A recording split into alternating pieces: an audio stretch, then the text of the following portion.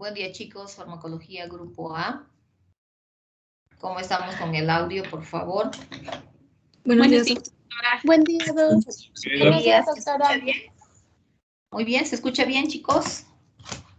Sí, doctora. Buen día. Muchas gracias, muchas gracias. Bueno, ¿leyeron, recordaron lo del mecanismo de la coagulación? ¿Tuvieron tiempito o están inscribiéndose en sus rotes y demás? Sí, doctora. Yo creo que sí. Muy bien. Doctora. ¿Sí tuvieron tiempo o sí no tuvieron tiempo? Sí hubo tiempo, doctora, para echarle una Muy pequeña. Exacto, una pequeña lectura, magnífico. Entonces, a partir de ahora ya vamos a estar poniendo los puntitos para los que participen, ¿sí? Y vamos a comenzar con este primer capítulo, ¿no? El hecho de un poco conocer cuáles son esos fármacos que se van a utilizar en los trastornos de la coagulación.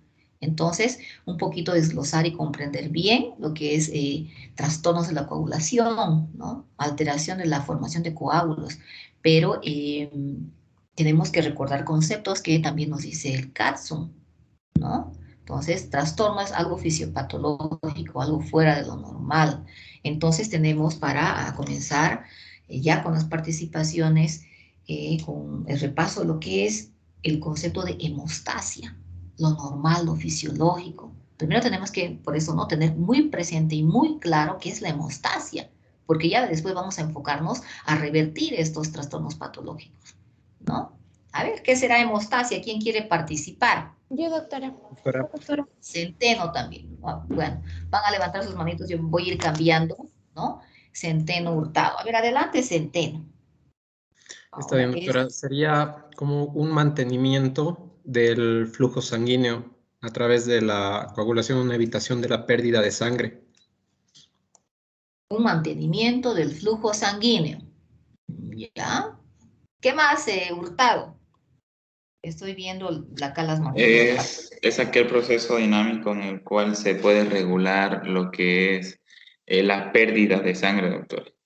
Se regula la También se puede, pérdida de sangre. sí, ¿Qué y más? también la reparación vascular, sí. ¿Ya? Si hablamos de reparación vascular, estamos limitando esa pérdida de sangre, ¿no es cierto? Reparando esa lesión. Y vamos a ver cómo más adelante. Por eso hablamos de coagulación. A ver, Ortega. Sí, doctora. La hemostasia es un proceso orquestado de forma precisa donde pueden participar tanto factores de la coagulación como plaquetas y el mismo endotelio para poder formar un coágulo de sangre. ¿Ya? De esa manera entonces se está evitando que se pierda mayor cantidad de sangre, que se limite o que se llegue a tal vez a revertir esa lesión endotelial que se pudo, o lesión tisular que se pudo desencadenar en el paciente, ¿no es cierto? Entonces se está regulando esto. ¿Qué más, Barral? Ya, doctora, la hemostasia va a ser un conjunto de procesos que nos van a ayudar a la coagulación. ¿Cómo se va a dar este? O sea, vamos a perder sangre, va a haber un espasmo vascular. En cuanto a un espasmo vascular, vamos a tener un tapón plaquetario. El tapón plaquetario va a formar lo que va a ser el coágulo sanguíneo. Al haber el coágulo sanguíneo, vamos a tener una proliferación de tejido fibroso, lo que nos va a dar todo este proceso se llama hemostasia. Ya. Proceso de fibrosis no, quizás formación del fibrinógeno y la transformación de fibrinógeno en fibrina para limitar, ¿no?, esa pérdida de sangre. Y ojo, o sea, cuando hablamos de hemostasia, ustedes dicen mantenimiento de la fluidez. Bueno, acá se estaba perdiendo sangre, debemos evitar que se pierda sangre formando coágulo, pero no podemos estar, bueno, el organismo, ¿no? No puede estar todo el tiempo desencadenando la formación la formación de fibrina o predisponiendo al acúmulo de plaquetas. Entonces, ustedes también deben saber que hay una retracción del coágulo, ¿no? ¿Por qué procesos? A ver qué pasa. ¿Alguien sabe por qué procesos se producen esta retracción o por qué mecanismos, en todo caso, no sé, Castellano, Ibarra, Ticona, o algo que puedan complementar, si es que falta algo que hayan leído en hemostasia? En hemostasia yo puedo complementar una cosa, o sea, como objetivo, la hemostasia busca evitar la oclusión vascular y que haya y busca una perfusión adecuada a los órganos. Y eso es por lo que se mencionó de que mantiene la fluidez de la sangre. Doctora, Usted Castellanos. ¿Quién más? A ver dónde Yo, está doctora Ibarra. Ibarra. Muy bien. Ya, doctora. Adelante, Cuando Ibarra. hablamos de la Hola, interacciones Ibarra. entre los componentes de la sangre. Doctora, ¿me escucha? Ahora sí. Ah, ya, ok. Adelante. Le decía que la hemostasia va a ser un conjunto de interacciones entre los componentes de la sangre, como ya mencionaban mis compañeras, que son los factores de coagulación, y también entre los de la pared de la célula vascular, lo que va a impedir la fuga de sangre por alguna lesión vascular. Y voy a añadir aquí que esto va a pasar por un proceso que en resumen sería la lesión vascular, luego la adhesión de las plaquetas al subendotelio, una formación del tapón plaquetario, y luego va a haber un reforzamiento de este tapón plaquetario por el depósito de fibrina, y al final va a haber una degradación de este material depositado por el sistema plasminógeno-plasmina. Exacto. Ahorita vamos a llegar ahí. Magnífico. Bueno, entonces era Ibarra. Entonces, con eso quedamos Doctora. claros, ¿no? Con el concepto de hemostasia. ¿O alguien más sabe hemostasia? Yo, doctora. ¿Saraí? Yo, doctora. Sí. A ver, vamos a ir en orden, ¿ya? Según la lista, para no causar problemas. A ver, aquí después de Ibarra estaba Pérez. Bueno, Saraí Flores, ya. Adelante. Ya está bien, doctora, gracias. Yo le diría que como que la hemostasia evita dos extremos, que es la hemorragia y la trombosis. Es una línea fina de mecanismos de regulación, como ya había mencionado mi compañera, de varios procesos.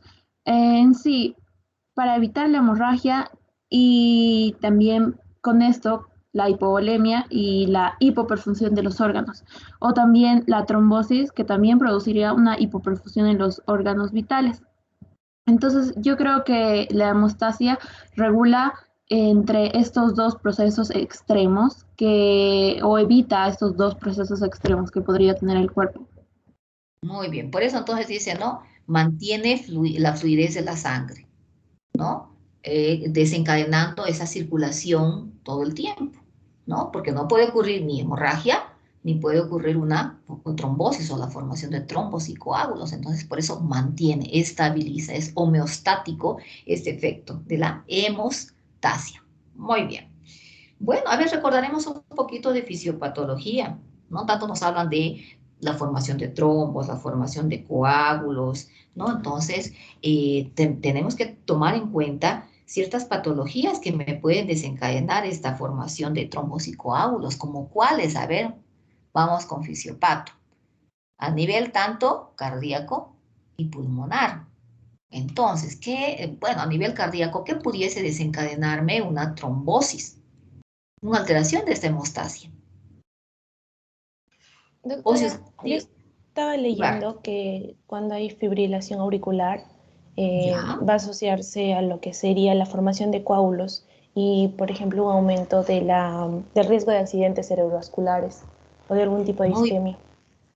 muy bien, fibrilación, hay un aumento de esa frecuencia cardíaca, ¿no? Además, no se produce una contracción, vamos a decir para que se comprenda, no se exprime, no se contrae de forma adecuada ese ventrículo, obviamente aurícula-ventrículo, está oscilando, decimos, esa aurícula, entonces esto va a desencadenar un remansamiento, una éstasis de ese flujo, no está pudiendo atravesar de aurícula a ventrículo y por ende a nivel sistémico y se va quedando, ¿no? Y por qué no poder pensar en que no solo este paciente está cursando con una fibrilación, puede ser a causa de, ¿no? O de forma secundaria a otras patologías. Y ahí podemos hablar de hipertensión, como que ya han avanzado, ¿no? El semestre pasado, hipertensión, aterosclerosis, obesidad, ¿no? Y, por ejemplo, con esto también podemos enlazar a lo que es la tromboembolia pulmonar. Existen factores, ¿no? Una triada, la triada de Virchow, o factores que me van a desencadenar lo que es una trombosis, ¿no? O la éstasis. A ver, ¿quién puede recordar qué factores predisponentes existen, ¿no? Para llegar a que el paciente pueda complicarse inicialmente con una trombosis pulmonar. Acá está Saraí Flores. O no sé si es que quiere participar ahora. Saraí. O a ver, si no está Saraí, otra persona. A ver, recordemos. ¿Cómo podemos llegar hasta una trombosis o una tromboembolia pulmonar? ¿Dónde debemos de nosotros realizar el examen físico? ¿Será que de forma específica debemos de auscultar pulmones? No, ¿no es cierto? Adelante, Centeno. Doctora, puede ser, por ejemplo, por una arritmia en la cual haya éstasis de sangre en el corazón, entonces se forma un trombo que puede llegar a los pulmones y se forma una tromboembolia. Ya, tromboembolia. A ver, recordemos, tenemos un hemicardio izquierdo, derecho, y cómo podemos, dónde tendría que originarse este coágulo o este trombo para desencadenar una tromboembolia pulmonar. Ortega, Damaris. Se puede originar debido a una trombosis venosa profunda y, no, sí, eso. Sí, está bien. Trombosis venosa profunda. Entonces, por eso ustedes han debido leer también el MACPI. El MACPI, ¿no? Dice, cuando se sospecha de una trombosis pulmonar, no debemos, digamos, realizar el examen físico de manera local, específica en pulmones, sino tenemos que ir a visualizar qué Barral, a ver, tal vez Barral nos va a decir la respuesta, o si no, Miranda. Barral, ¿qué nos dice? Podríamos observarlo en lo que son las venas de la pelvis o la zona proximal de las piernas, Doc. Exacto, en la poplita, en la femoral, decíamos, ¿no? ¿Cómo vamos a evidenciar? ¿Qué va a manifestar nuestro paciente Miranda?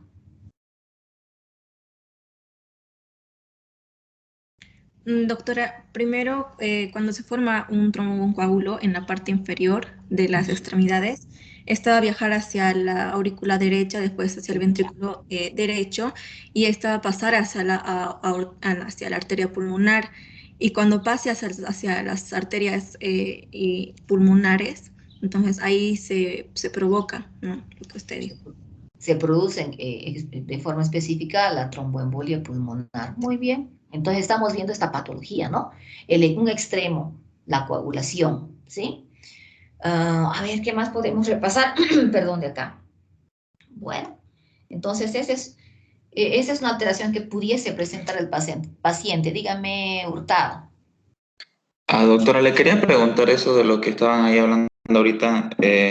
Creo que no siempre llega a lo que es el émbolo o el trombo directamente a lo que es la circulación pulmonar, porque si bien pasa hacia el ventrículo derecho, puede también pasar hacia el ventrículo izquierdo de una manera. Yo me acuerdo haber leído algo así, pero se le denominaba circulación paradójica, en el cual el émbolo no llegaba a lo que era la circulación pulmonar, es decir, hacia el pulmón propiamente dicho. Sí, siempre va a haber conexión, por eso si recordamos la anatomía, la fisiología, tenemos una circulación menor y una circulación mayor, ¿no? Obviamente vamos a ver de que dependiendo ¿por qué no? Del grado de hipertensión, del grado de oclusión aterosclerótica, del grado de sedentarismo, por eso les decía, hay factores que nos predisponen, ¿no? El sedentarismo, la obesidad, la éstasis, entonces, y de acuerdo a la formación, al tamaño del trombo, ¿no? Siendo trombo, este permanece unido inicialmente a la pared, pero con estas presiones alteradas, entonces el coágulo viaja y va a enclavarse, me dice, en una zona específica o donde exista un menor diámetro. Por eso puede quedar en pulmón o también puede, como usted dice, vamos a decir, en el menor de los casos, un menor porcentaje a nivel de lo que es el corazón izquierdo, ¿no? Porque entre estas comparaciones de manera más frecuente, entonces se origina a nivel periférico, ¿no? A nivel de las venas profundas, ¿no es cierto? Puede existir estas dos opciones, no es que esté mal, está correcto, Hurtado. ¿Qué más? Bueno, entonces, a ver, vamos avanzando. Eso como concepto. Entonces ya queda claro qué es hemostasia, ¿no? Lo fisiológico. Y cuando hay esta alteración, vamos a ver de qué existe hemorragia o formación de trombos. Ya hemos analizado cuándo se forman los trombos. Entonces, para ello, ya acá, digamos, les he colocado como resumen, ¿no? A estos dos fármacos anticoagulantes. A nuestra heparina, por ejemplo, y al otro anticoagulante cumarínico que es la warfarina. Entonces vamos a ir avanzando de a poco. Sé que algunos estudiantes recién se están inscribiendo al grupo A, ¿no? En este caso. Entonces de a poquito vamos a ir avanzando, repasando, que quede todo claro, ¿sí? Bueno, Entonces, el objetivo de esta primera parte del tema es que ustedes, como ya hemos realizado, puedan, bueno, lo vamos a realizar, evocar, ¿no? Mencionar, describir cómo se produce ese mecanismo de la coagulación de manera fisiológica, ¿no? Y después de comprender esto, ¿sí? Van a tener ustedes la capacidad de poder también clasificar ustedes a los fármacos anticoagulantes. Hace un momento les decía, tenemos, por ejemplo, a la heparina, a la warfarina, y vamos a ver que si bien son anticoagulantes, son encasillados, vamos a decir, en ciertos grupos específicos, ¿ya? Entonces, eso es el objetivo de esta primera parte. Además de, me dice, indicar las aplicaciones clínicas, no solamente las aplicaciones clínicas, sino también los efectos colaterales o tóxicos que también me pueden desencadenar o llevar a la muerte al paciente, ¿no es cierto? Para ello, entonces, alguien decía, ¿no? Vamos a ver de que el mecanismo, el proceso de la coagulación puede iniciarme, decían, a través de un daño a nivel del tejido. Entonces, podríamos estar hablando, no sé, díganme ustedes, me dirán ustedes si estamos hablando de la activación del factor extrínseco o del intrínseco, o alguien decía células, ¿no? Entonces, ¿alguien ha leído esta parte? Dentro de lo que es el mecanismo de la coagulación, implica dos, ¿no es cierto? En la parte externa, o lo que se pudiese denominar una hemostasia primaria y secundaria, ¿no? Si hablamos de hemostasia primaria, nos dice, se evidencia en la superficie, vamos a ver, podemos decir de los vasos o del tejido, donde existe la participación de ciertos elementos, ¿no? Si hablamos de hemostasia, decimos que de manera fisiológica tenemos células, me dicen, endoteliales, que van, esas células endoteliales, ¿no? Que están viendo y estoy señalando, que van a revertir, me dicen, los vasos sanguíneos. Y de forma natural van a tener un fenotipo anticoagulante, ¿ya? Anticoagulante. Permiten esa fluidez que ustedes decían de la sangre, ¿no? Y donde además también vamos a ver de que cuando no amerita la formación, la coagulación o la formación de trombos, estas plaquetas también pueden circular de forma libre. Básicamente hay un mecanismo de protección que evita la adhesión, me dice, de las plaquetas, ¿no? O también existirán factores de coagulación, ¿no? Que van a participar de este mecanismo de la coagulación. Entonces, se comprende acá quiénes están participando en el mecanismo de la coagulación. Las células endoteliales no pueden participar a través de evitar que se adhieran, por ejemplo, las plaquetas en segundo lugar, o evitar que, ¿por qué no?, se activen los factores de coagulación, ¿no? Bueno, ¿quién me quiere mencionar? Acá está en teoría, y acá tenemos la imagen que también está en el CATSUM. Pudiésemos entonces, tal vez que alguien me describa, y si no hay, yo lo voy a hacer, de aquellos mecanismos de la hemostasia primaria, ¿no? Que está en relación a una lesión endotelial. Porque decíamos, el que mantiene la indemnidad, el que evita el coágulo, la formación de coágulos es la indemnidad, la continuidad de estas células endoteliales. Pero acá estamos viendo de que hay una discontinuidad, se ha lesionado este endotelio. Entonces, ¿qué se está llegando a activar? ¿Quiénes están participando? Y esto va a ser importante para comprender más allá de que, cuál es el mecanismo de acción de los antiagregantes plaquetarios, por ejemplo, donde ustedes me decían ayer, es el ácido acetil salicílico porque ejerce un efecto antiagregante plaquetario. Y miren, acá estamos viendo a ciertos elementos que también habíamos avanzado en farmacología 1, ¿no es cierto? Tromboxano y serotonina. ¿Alguien? No sé, si quiere mencionar esto. Dígame, ¿con quién? A ver, vamos a ir con quién estamos. Doctora. A Centeno. A ver, a ver, discúlpeme un ratito este Centeno. Alguien que no haya participado para que no exista ese problema del semestre pasado. Saraía participó, Ibarra también, por favor. Lucero de Los Ángeles. ¿Dónde está? Doc. Aquí, Doc. ¿Ya? A ver.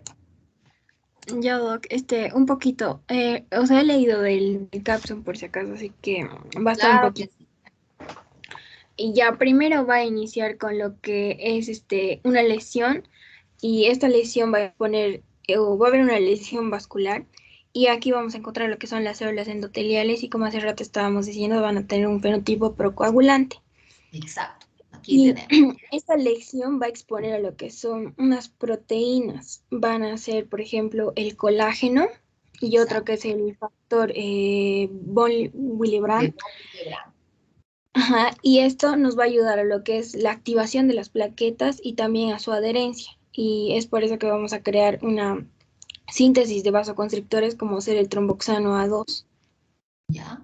Entonces, eso es lo que inicialmente se produce.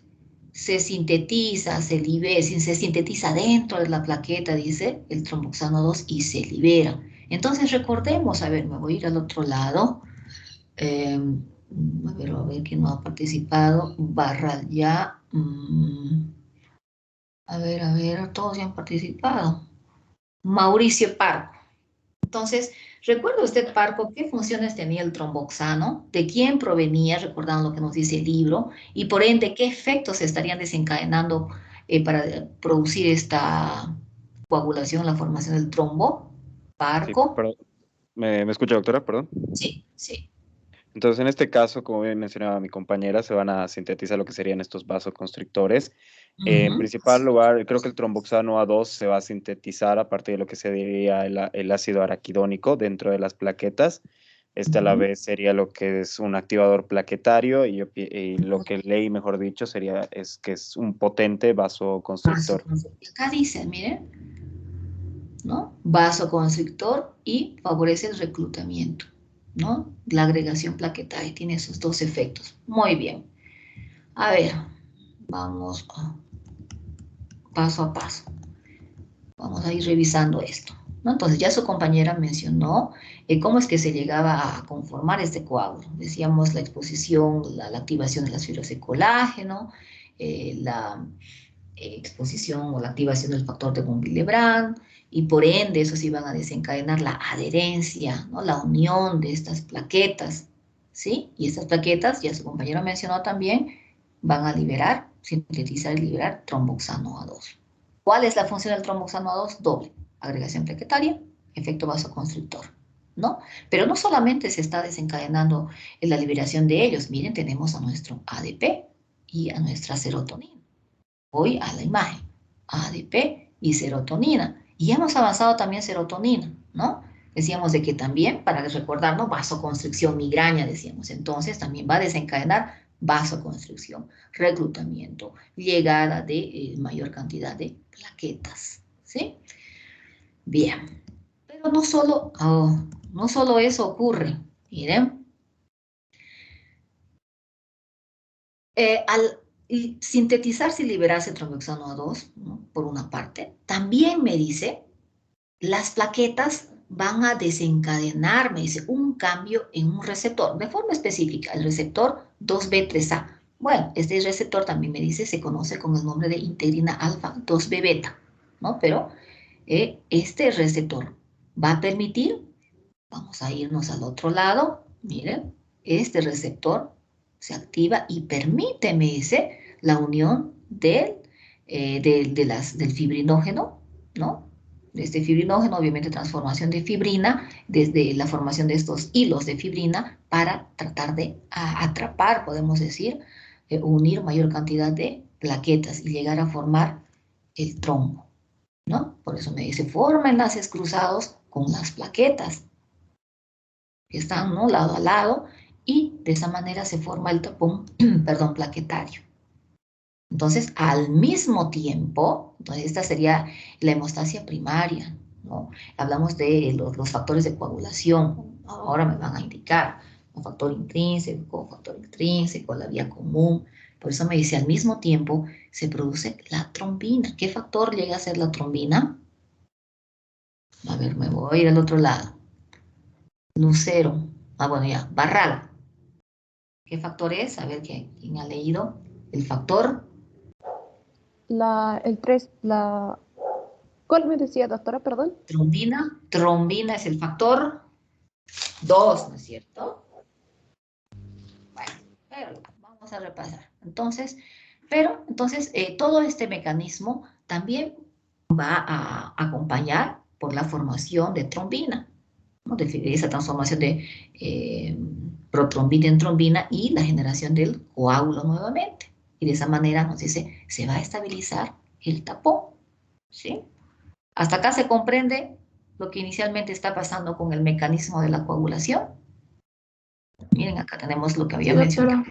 Y acá tenemos la cascada de coagulación a la par, ¿no es cierto? Ayudan a que este coágulo se forme. Ahora, analizando así, ¿no? Decíamos, no todo el tiempo va a desencadenarse la formación o permanecer el coágulo. En algún momento tiene que presentarse la hemostasia, el mantener ese flujo de sangre. ¿Cómo se realiza? A través de la limitación del coágulo, ¿no? Porque hace un momento decían, estas células secretaban un fenotipo, este fenotipo procoagulante. Entonces, en este caso dice que hay una inhibición de este proceso de la coagulación, de este fenotipo procoagulante, ¿no? Inhibición, la retroalimentación que se conoce como negativa. Y en segundo grado, en segundo lugar, hace un momento decíamos, se forma fibrina para enlazar, unir. Entonces también una manera de estabilizar, me dice este trombo, es a través de un proceso que se denomina fibrinolisis, ¿no es cierto? ¿Sí? Esas son las dos formas de mantener la hemostasia, de retraer el coágulo, ¿sí? Bien, más adelante me van a comentar qué es fibrinolisis y todo. Sigamos avanzando. Y acá ya tenemos a nuestra cascada de la coagulación. Decíamos, ¿no? Tenemos una vía intrínseca, una vía extrínseca y una vía común, ¿no? Una vía común. ¿Quién quiere explicarme la vía, no sé, qué vía? Que han estudiado intrínseca, extrínseca. A ver, vamos a ver, ya estoy en el otro lado. ¿Quién levanta la mano? Nadie. Castellanos. Yo me animo, Doc. La vía en común podríamos decir que empieza con el factor 10, la que en esta imagen se ve de color anaranjado. ¿Por qué se llama en factor común? Porque tanto la intrínseca como la extrínseca van a terminar en esta. Por si acaso, una pequeña diferenciación, esta sería la cascada de coagulación que se ve en laboratorio. Pequeña aclaración.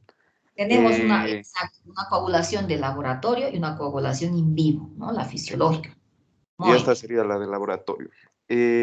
Bueno, la vía intrínseca, podemos ver que empieza con el factor 12, que se activa, se convierte el factor 12A. Después viene el factor 11, o también el componente de tromboplastina plasmática. Se activa también, y acá viene la interacción del calcio, con el factor 11 activado para convertirlo en factor 9. Recordar que el calcio es el factor 4, pequeño dato importante. Se activa nuestro factor 9 y tenemos el factor 8, también llamado el factor antihemofílico. Y ahí entra la vía común. Ahora, por la vía extrínseca, o sea, lo que yo me acuerdo de fisiología comentando, decíamos extrínseca por la lesión que se produce, por eso está el traumatismo. Y la intrínseca ya es cuando está activada, digamos, esta cascada, como por dentro, los factores dentro del flujo sanguíneo, podríamos decir.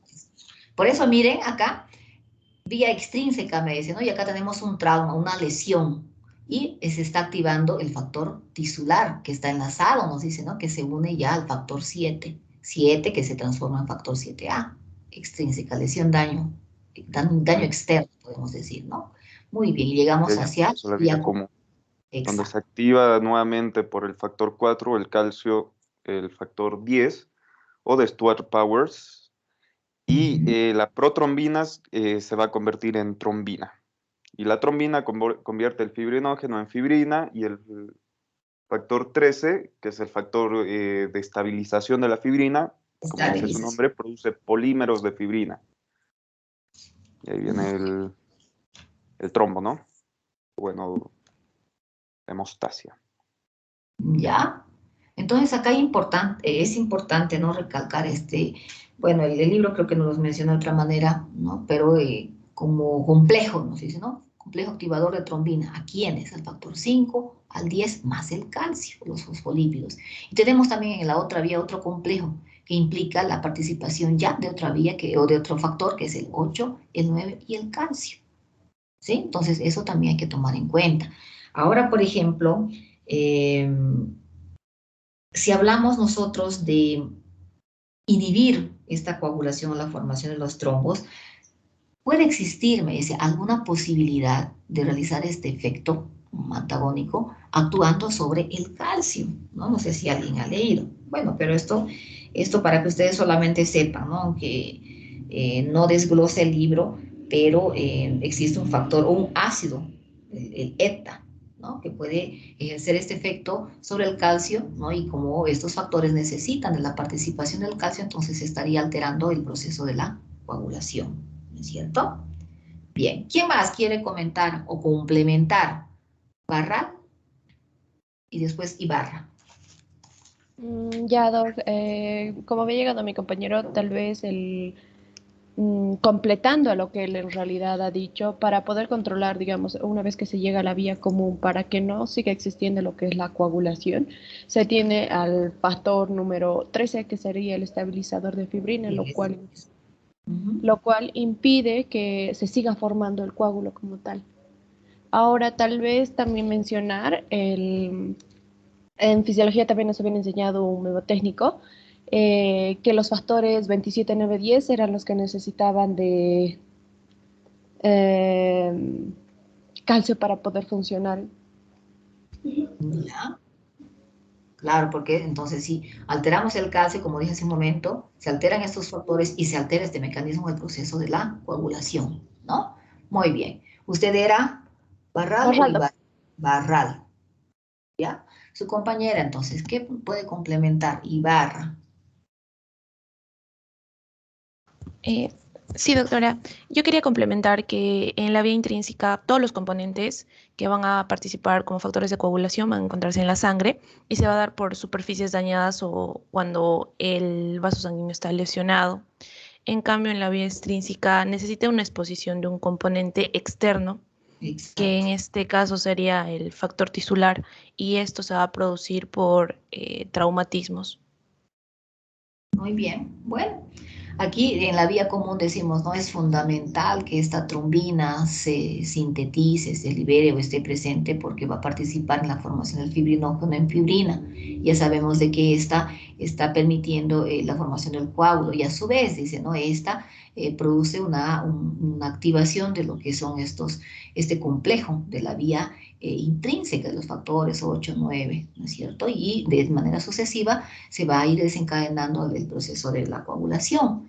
Pero si hablamos patológicamente, entonces debemos de revertir esta formación de coágulos o inhibir la formación de los trombos, ¿no es cierto? Y es por eso que tenemos podemos decir antagonista, ¿no es cierto? O elementos o proteínas antitrombina, ¿no es cierto? A ver, ¿quién me quiere comentar? ¿Qué factores estaría inhibiendo la antitrombina? Doctora, estaría inhibiendo el 2, el 9, el 10, el 11 y el 12.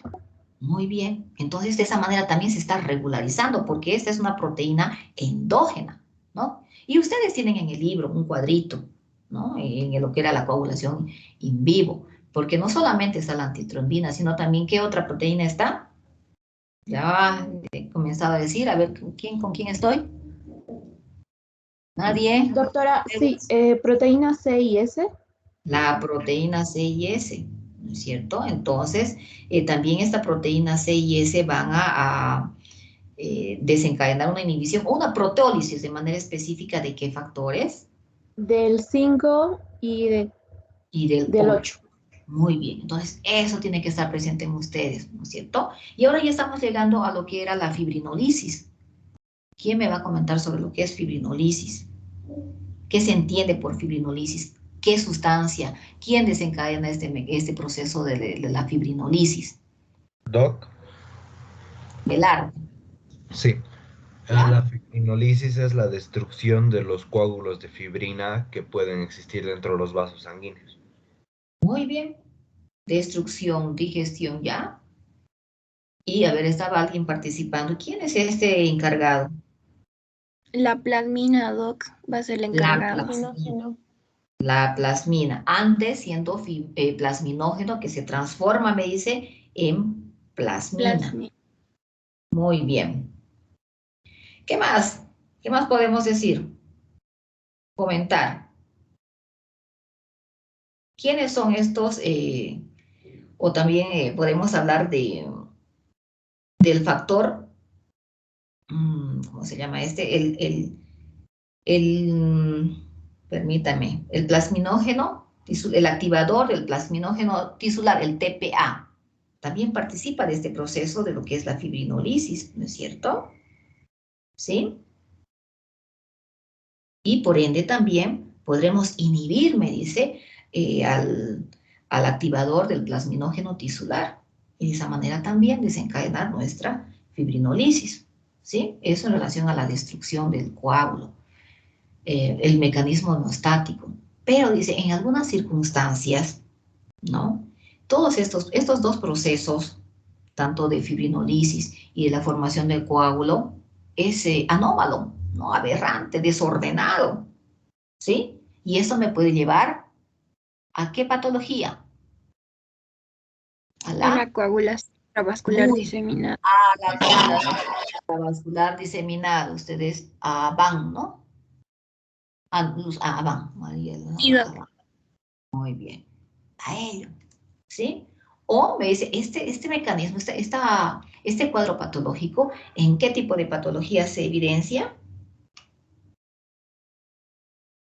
Este desfase, esta locura, digamos, del mecanismo de coagulación, fibrinolisis, donde hay una competencia, hay un tratar de estabilizar, pero siento que en todo ese tiempo se están formando microcoágulos en pacientes que, por ejemplo, están cursando con cánceres en las últimas etapas, en pacientes embarazadas, ¿no? En el momento de dar a luz, bueno, y donde se produce, ¿por qué no?, esta alteración en la coagulación por otras patologías, una eclampsia sobre todo, ¿no?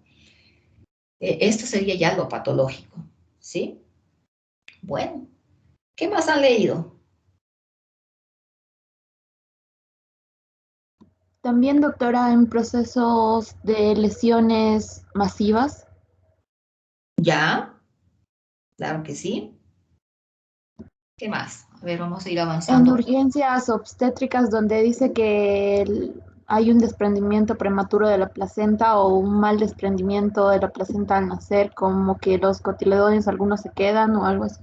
Exacto, muy bien. Bueno, entonces... También es una complicación conocida del COVID, ¿no? También, muy bien. ¿Quién fue el que habló? ¿La y él? Centeno y su compañera. Flores Arratia. Flores Arratia. Un ratito lo vamos a anotar. Flores Arratia. Bueno, entonces estamos viendo de que la fibrinolisis se puede producir por el activador del plasminógeno tisular, el TPA, o también existen dos más, la urosinasa y la streptosinasa. Entonces ya pueden estar elaborando, voy a avanzar de a poquito para que no se confundan, pueden estar enmarcando, ¿no? Agentes fibrinolíticos, el TPA, entonces pondrán urosinasa, streptosinasa, hemostasia primaria, secundaria, que quienes participan, o por ejemplo, a ver, si hablamos de este factor, de esta vía común donde estaba presente la trombina, ¿quién inhibe, quién revierte la trombina? Entonces, esos puntos son muy importantes que tienen que tomar muy claro ustedes, ¿no? Vamos a repasar esto al final. Bueno, entonces ya hemos visto, hemos analizado la fisiopatología, alteraciones de la coagulación, hemorragias, pero en este caso, esta primera parte del tema está enfocado a los anticoagulantes, ¿no? A inhibir, miren, a la trombina, ¿no? Porque si retrocedo, miren, la trombina estimula, ¿no?, la transformación, podemos decir, del fibrinógeno en fibrina, ¿no?, y la acumulación en la formación del coágulo. Entonces, una forma de revertir este coágulo es a través de aquellos inhibidores indirectos de la trombina. ¿Por qué será indirectos? porque estos fármacos que se consideran inhibidores indirectos, me dice, van a ejercer ese efecto anticoagulante porque se van a unir a la antitrombina, ¿no? Y hay un cuadrito de un esquema de receptores en el caso, ¿sí? Pero son indirectos entonces porque se unen a la antitrombina, ¿no? ¿Quiénes son estos inhibidores indirectos de la trombina? Bueno, tenemos a la heparina, ¿no? Y si hablamos de heparina, hay varios tipos de, bueno, dos tipos de heparina. Una que se conoce como la heparina no fraccionada o UFH, ¿ya? O que también toma la denominación de heparina de alto peso molecular. Otra será la heparina de bajo peso molecular. Esas son las siglas en inglés que me dan las letras, ¿no? La LMWH. L de bajo, H de alto peso molecular. Y tenemos a un pentasacárido sintético, que es el fondaparinux, ¿no? Entonces, repasando el efecto, el mecanismo de acción es unirse a la antitrombina porque están generando el efecto indirecto y de esa manera, miren, van a aumentar la inactivación del factor 10A, que hemos visto que participa en toda esa cascada de la coagulación. Entonces, por ende, no habrá coagulación, ¿sí? ¿Hasta acá se comprende o no? ¿Se comprendió? Sí, doctora. Sí, doctora. Aquí tenemos entonces, vemos de que nuestra heparina, dice, se une a la superficie endotelial y a las proteínas plasmáticas, ¿no? Y van a ejercer ese efecto anticoagulante de forma indirecta, antitrombínico, ¿no? Porque va a inhibir ¿a qué factores? Decía hace un momento, ¿no? ¿A qué factor es el de la trombina? El 2A. Entonces inhibirá a la trombina, inhibirá al factor 9A y al factor 10A. ¿No? Esos son los receptores o los lugares donde se va a ejercer ese efecto anticoagulante indirecto de la heparina, ¿no? Por eso me dicen, ¿no? La heparina actúa como cofactor para la reacción antitrombina proteasa.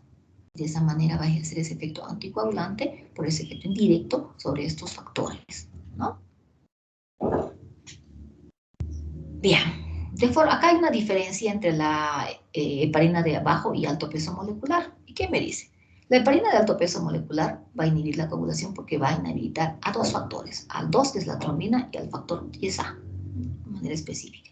Pero si hablamos, por ejemplo, de la heparina de bajo peso molecular, esta ejerce en mayor proporción la inhibición del factor 10A. Esa es una diferencia, ¿no? Y tiene menos efecto sobre la trombina. Es decir, ejercer menos efecto antitrombínico, ¿no? Hasta ahí. Desde ya decir de que la heparina que se sugiere utilizar es la de bajo peso molecular. Vamos a ver más adelante de que nuestra heparina de alto peso molecular requiere de un seguimiento muy exhaustivo, podemos decir, hacia el paciente, ¿no? De mucho cuidado, ¿ya? Entonces, ¿quiénes serán las heparinas de bajo peso molecular? Miren, la enoxaparina, esto lleva al cuadro, ¿no? ¿Quiénes son las heparinas de bajo peso molecular? Enoxaparina, dalteparina, tinzaparina, ¿no? Aparte de ejercer su efecto sobre el factor 10A, estas heparinas de bajo peso molecular tienen mayor biodisponibilidad. Y si existe una menor necesidad de dosis, entonces, ¿qué me está denotando? De que la vida media también puede estar más prolongada, ¿no? Acá estamos hablando de la vigilancia del efecto de la heparina, decíamos sobre todo de la heparina de alto peso molecular, ¿no? Esta vigilancia, este seguimiento al paciente, ese se realiza a través de tomar en cuenta los parámetros de quién, o del tiempo, parámetro tiempo de la tromboplastina activada, que también se la conoce como la PTT, ¿no? Por eso me dice, hay que vigilar al paciente con esta prueba, ¿no? Con este examen.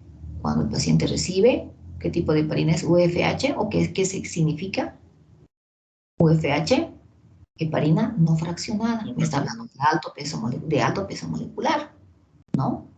Por ende, ¿qué debemos hacer? Siempre solicitar o determinar, me dice, los parámetros, ¿no? De la protamina, que tienen que estar, me dice, entre este rango, de 0,2 a 0,4 unidades por milimoles.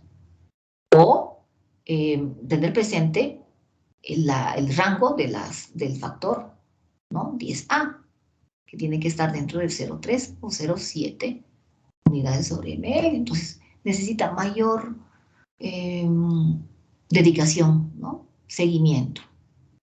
En el caso de los pacientes que ingieran o sean tratados con heparina de bajo peso molecular, entonces me dice, no se necesita todo ese seguimiento, a no ser que nuestro paciente, me dice, pueda, o excepto, me dice, en pacientes que presenten insuficiencia renal, obesidad o embarazo, por este mismo hecho, ¿no? De la coagulación intravascular diseminada, o de la éstasis, ¿no? Sedentarismo, o de la insuficiencia renal, bueno, esto que me lleva, digamos, a la tendencia de que mi paciente llegue a producir daño a nivel de lo que es el sistema de coagulación, en este tipo de pacientes, ¿no? Como todos los fármacos, esta heparina puede presentar efectos colaterales, ¿no? ¿Cuáles? O podemos decir, puede ejercer un efecto rebote. Ya saben cuál es el concepto del efecto rebote, ¿no es cierto? Por ejemplo, generar hemorragias, ¿no? Que sobre todo se ve en las mujeres de edad avanzada. Posiblemente estas personas, bueno, ahí tendrán una alteración hormonal, patologías de base, o nuevamente en aquellos pacientes que presenten una insuficiencia renal, ¿no? O podrá presentar también el paciente alergias, hipersensibilidad, ¿no? Siempre están presentes estos efectos colaterales, o también la pérdida, perdón, pérdida del cabello, alopecia irreversible, ¿no? O si el paciente hace un uso, ¿no? De forma prolongada de esta heparina, el paciente podrá presentar osteoporosis y por ende estar expuesto a fracturas, ¿no? Como una simple caída, un golpe, ¿sí? O también una deficiencia, un déficit de los mineralocorticoides. Y miren qué más, hablamos de efecto rebote, trombocitopenia, pero que es inducida por la heparina de manera farmacológica. ¿En qué tipo de pacientes? Aquellos que están siendo tratados, me dice, con la heparina de alto peso molecular, ¿no? Comenzará este efecto colateral o tóxico a partir de los 7 días, o en aquellos pacientes que han sido sometidos a cirugías o que están mucho tiempo con catéteres. Por ende, van a existir contraindicaciones, ¿no? Pacientes con trombocitopenia inducida, pacientes con hipersensibilidad, ¿no?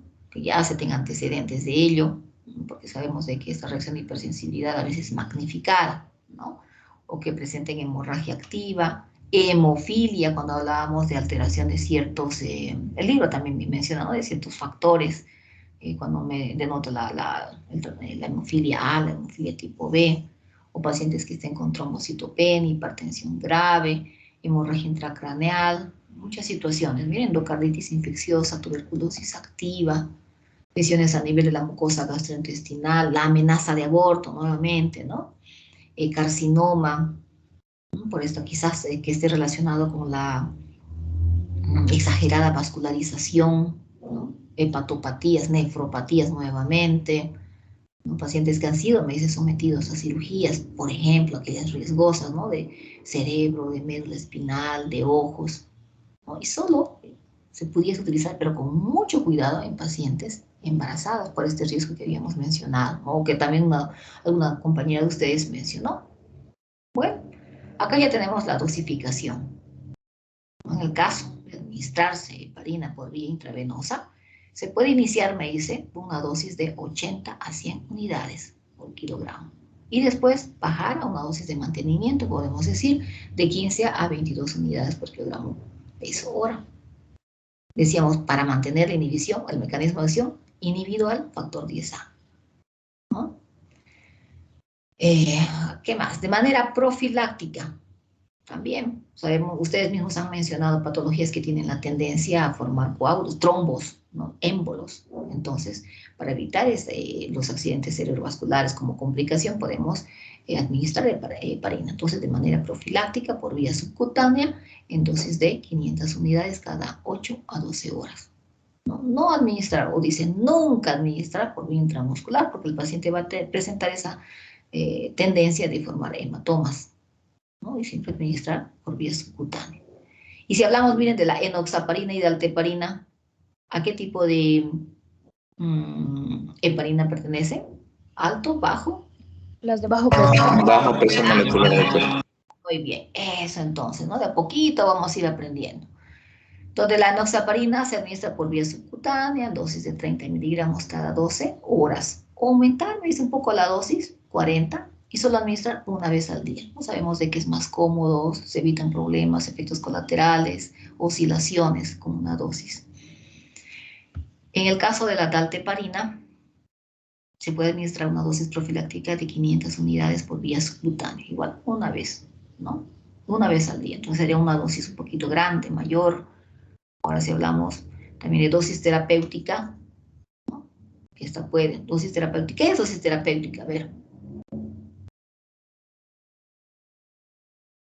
¿Quién sabe qué es dosis terapéutica? Vamos a ver quién quiere participar. La dosis recomendada para alcanzar el efecto deseado. Muy bien. Entonces, ese rango me permite administrarme una dosis de 200 unidades por kilogramo de dalteparina. Una vez al día también. O también podrá utilizarse una dosis menor de 120 unidades por kilogramo cada 12 horas en aquellos síndromes coronarios. O si hablamos de coronariopatías, estaremos hablando, ¿por qué no?, recordando de aterosclerosis, hipertensión, oclusión, angina, infarto, ¿no es cierto? Infarto agudo de miocardio. ¿Por qué? Por una oclusión de la coronaria. Entonces, en estos casos también podemos administrar. Y teníamos un sintético, que era el fondaparinux, ¿no? Según también, decíamos, recordando, se une o inactiva el factor 10A. Tiene una semivida prolongada de 15 horas. También se va a administrar por vía subcutánea y es eficaz en la tromboembolia venosa, ¿no? La profunda que me desencadenaba el daño a nivel pulmonar. Bueno, entonces hemos visto que... Hola. Perdón, ¿podría repetir lo de la fondaparinux? Bueno, decía de que el fondaparinux va a actuar sobre, o va a inactivar en todo caso, el factor 10A, ¿no? Y también se administra por vía subcutánea y es eficaz en la tromboembolia venosa. Tromboembolia venosa, decía hace un momento, hemos visto de que la tromboembolia venosa se origina a nivel profundo, ustedes han mencionado arterias, ¿no? Y que por ende en la mayoría de los casos iba a poder desencadenar una tromboembolia pulmonar, ¿sí? Eso. Bueno, entonces hemos visto los efectos tóxicos de la heparina colaterales, que se encasillan en ¿qué? En desencadenar, que lo más importante, relevante. ¿Cuál es ese efecto tóxico? Hemorragia. Las hemorragias. La hemorragia. Trombocitopenia. Trombocitopenia. Entonces igual llegamos a hemorragia. Por eso existe este proceso, ¿no?, de la reversión de la heparina, o el ejercer un efecto antagónico a la heparina, que es lo mismo, ¿no? ¿Quién va a realizar esto? El sulfato de protamina. Entonces, esta es otra cosa para tener presente, ¿no? Para poner en el cuadrito de forma muy sintética, específica. Antagoniza la heparina, el sulfato de protamina. ¿Cuánto se debe de administrar? 100 miligramos de heparina, por cada 100 miligramos de heparina, 1 miligramo de sulfato de protamina, ¿no? Y nos dice, no debemos de excedernos más allá de los 50 miligramos de protamina, ¿no?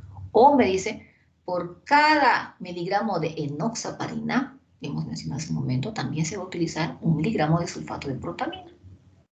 Ahora, esta protamina no sirve para ejercer un efecto antagónico sobre el fondaparinux, posiblemente porque este es un sintético, ¿no? Ahora me habla de otra heparina, del danaparoid, ¿no? Es una heparina de bajo peso molecular que tampoco va a responder, podemos decir, al sulfato de protamina y por ende se tiene que retirar este efecto anticoagulante a través de la plasmaféresis, ¿sí? ¿Hasta acá se comprendió, chicos? ¿Cómo? A ver, recapitulemos desde el inicio del tema. Estamos en esta parte de anticoagulantes, ¿no? Entonces, hemos visto de que en el proceso, la parte introductoria, el proceso de la coagulación, tenemos dos mecanismos, bueno, dos caminos, ¿no? Uno que se produce a nivel superficial, ¿no? Si hablábamos de estas células endoteliales. ¿Quién quiere recordar esto? ¿Nadie? A ver, o los que no han participado, aprovechen. ¿Qué función cumplía? ¿Qué tenía que desencadenarse a nivel de lo que era las células endoteliales? Flores, Saray, o ya no. Ya, adelante. Sí, doctora. En las células endoteliales normalmente tienen un fenotipo anticoagulante. Cuando están en su manera normal no están lesionadas, pero si ocurre una lesión, se va a ver expuesto la colágena y el factor de von Willebrand que van a desencadenar o van a llamar a las plaquetas a unirse. Estas plaquetas a su vez van a liberar sus gránulos que tienen ADP, serotonina y la formación del tromboxano A2 a través del ácido araquidónico. Estos factores o estas van a ser potentes vasoconstrictores y van a ser también estimulantes para más agregación plaquetaria. A través también colateralmente se va a ir formando, desencadenando la cascada de coagulación que en su término va a formar se va a escindir el fibrinógeno en fibrina a través de la trombina y esto va a formar un tapón plaquetario primario. Muy bien. A ver, si bien existe este proceso de coagulación, decíamos, nuestro sistema tiene homeostasis, bueno, elementos, proteínas, ya dan un poco la respuesta, o sustancias endógenas que van a ejercer el efecto opuesto. ¿Quiénes son esos anticoagulantes endógenos o naturales? La antitrombina y la proteína C y S. Muy bien, muy bien. ¿Qué más? A ver, si hablamos de fibrinolisis, ¿quiénes desencadenan fibrinolisis? Ya saben ustedes el concepto de fibrinolisis. ¿Quiénes son los que están participando de esta fibrinolisis? 3 elementos, ¿no? Donde el activador del plasminógeno tisular, la urosinasa y la estreptocinasa. ¿A quiénes tengo que anotar? Aquí. Han participado 3 hasta el momento. Delis. Miranda Nayeli, doc. Mira, Miranda acá arriba. Miranda Nayeli. ¿Hay 2 Mirandas? Ya. Nayeli, doc. Ya. ¿Quién más? Flores Arratia, doctora. ¿Perdón? Y la primera parte. Flores Arratia. Explique la primera parte. Exacto. Ya. Flores Arratia, nadie más, ¿no? Bueno. A ver. ¿Qué más podemos repasar? Tipos. A ver, vamos a ver. Hemos hablado de este efecto antitrombina, ¿no? Del anticoagulante natural. ¿Sobre quiénes va a ejercer su efecto? La antitrombina. La antitrombina va a ejercer sobre los el 12, el 10, el 11 y el 9. Y el 2. El 2. ¿Ya ustedes? Flores Saray. Bien. ¿Y su compañera? No, mi compañera, sí, digo, yo solo dije el 2 para complementar. El 2. ¿Cuál es el apellido de su compañera? ¿Barral? ¿Puede ser? No. Sí, doc. Barral. ¿Y había un estudiante varón? Sí, doc, Pérez. Pérez. Entonces, bueno. Doctora, ¿de qué podemos hablar? Dígame. Yo tenía una pregunta. También decía que la antitrombina, no sé si estoy bien, que activaba a la tripsina para que se convierta en serina y así producir la proteólisis. La antitrombina. Sí, porque si hablamos de proteólisis, estamos lisando a estas proteínas que están participando del proceso de la coagulación, ¿no es cierto? Solo que el caso, digamos, nos cierne todo esto y nos saca lo más importante para, digamos, enlazar con el uso de los diferentes fármacos. ¿Ya? Bien. Está bien, doctora, gracias. Ya, nada. Bueno, hasta acá todo claro, chicos. ¿Alguna pregunta, alguna duda? ¿No? Bueno, la siguiente clase vamos a estar hablando del otro anticoagulante cumarínico, la warfarina. Y pueden ir leyendo, ¿no? De a poco. No tenemos listas todavía, por favor, van a colocar en el chat especificando el grupo, ¿no? Por favor, ¿ya? Entonces quedamos acá, si no hay Doc. más dudas. Hola. Disculpe, me he confundido un poquito. A la par de lo que se da, por ejemplo, de los tromboxanos, ¿también se va a dar la cascada de coagulación? ¿O es después de la liberación de los tromboxanos y el reclutamiento de las plaquetas, lo que recién se da la cascada de coagulación? Acá estamos, ¿no? Miren, decíamos, esta es la coagulación inicial o superficial, decimos, ¿no? Pero a la par, para, digamos, afianzar o desencadenar esta coagulación o paralizar o parar esta hemorragia, se está activando el otro sistema.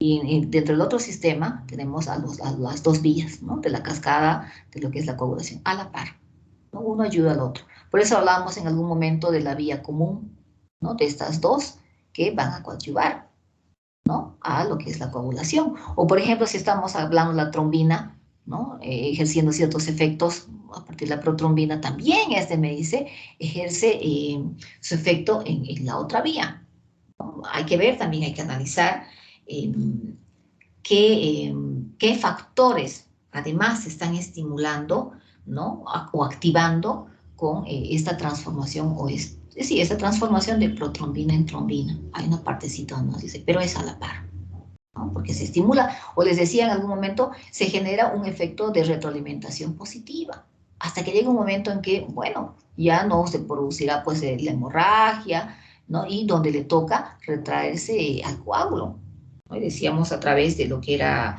la reversión de este efecto procoagulante, ¿no? O a través también del efecto de la antitrombina, ¿sí?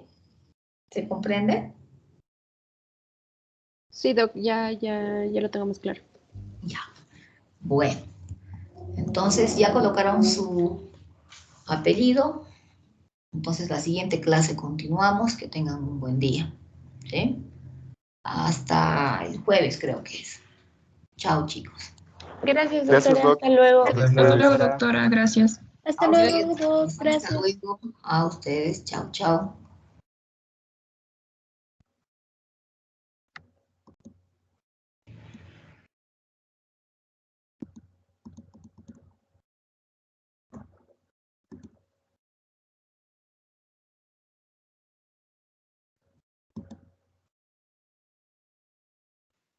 Doctora, Dígame, ¿eh? ¿Con quién estoy? soy Marza y decía me inscribió ayer la doctora y no sé si me puede poner en su lista. Ya, claro. Decía, no tenemos lista ahora. Yo me imagino de que lo van a adicionar a la lista que recién me van a subir al Teams. Por eso entonces le pido que ponga su apellido Marza, ¿ya? Para tomarlo en cuenta. Yo en algún momento, cuando tenga la lista, voy a ir pasando todo eso que han colocado en el Teams como asistencia. Ya, no hay problema. Bienvenido, Marza. Muchas gracias, doctora. En los comentarios pongo, ¿cierto? Sí, sí, en el chat, ¿no? Voy a ir buscando ahí. Está bien, muchas gracias, doctora. Hasta luego. Chao, chao.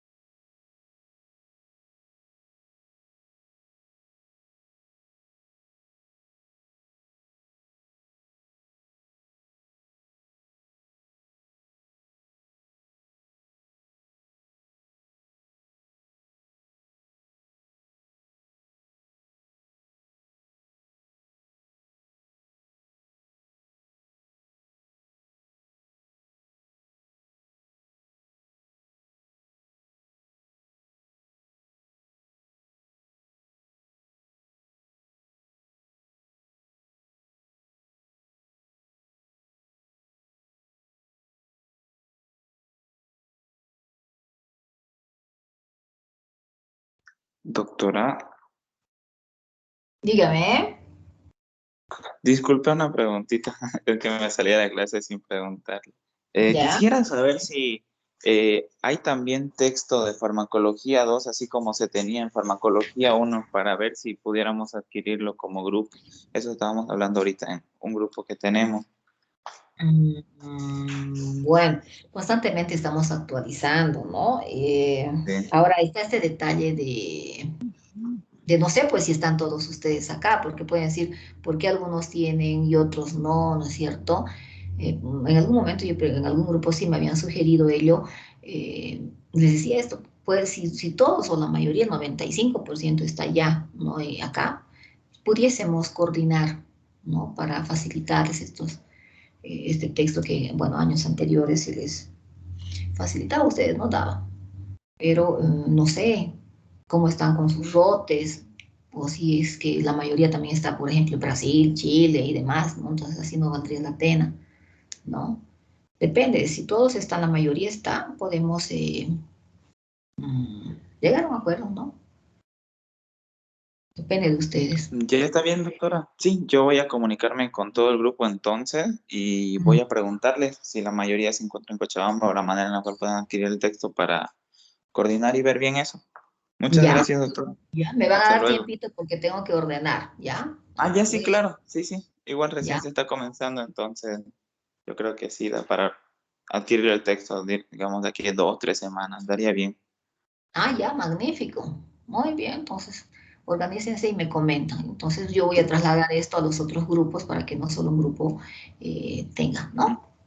Ya, ¿Ya? está bien, doctora. Gracias. ¿Ya? Hasta No, luego. hasta luego. Chao, chao.